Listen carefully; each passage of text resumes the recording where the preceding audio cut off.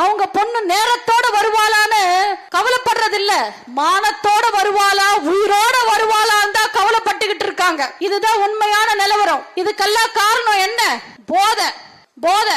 முன்வாசல் பின்வாசல் விக்கிறாங்களே சாராயம், அந்த சாராயம் போதை, கஞ்சா போதை. இந்த திமுக கொடுக்கிற விளம்பரங்களை பாருங்க, மானம் கெட்டவங்க. நிஜமா சொல்றேன், வெக்கமே இல்லாம வெல்லும் தமிழ் பெண்கள்னு விளம்பரம் கொடுக்கிறார் ஸ்டாலின். கனிமொழியோ துர்கா ஸ்டாலினோ தமிழச்சி தங்கபாண்டியனோ கீதா ஜீவனோ ஜெயிச்சா தமிழ் பெண்கள் ஜெயிச்ச மாதிரி இல்ல. தமிழ்நாட்டுல இருக்கிற ஒவ்வொரு வீட்டுல வாழ்ற பெண்களும் ஜெயிச்சாதான் தமிழ் பெண்கள் ஜெயிச்ச மாதிரி. ஆனா இன்னைக்கு தமிழ்நாட்டுல என்ன நிலைமை? சாதாரண பெண்கள் சந்தைக்கு போக முடியல, வயசான பெண்கள் வாக்கிங்க்கு போக முடியல, சின்ன குழந்தைங்க ஸ்கூலுக்கு போக முடியல, கன்னி பொண்ணுங்க காலேஜுக்கு போக முடியல, குடும்ப பொண்ணுங்க கோவிலுக்கு போக முடியல.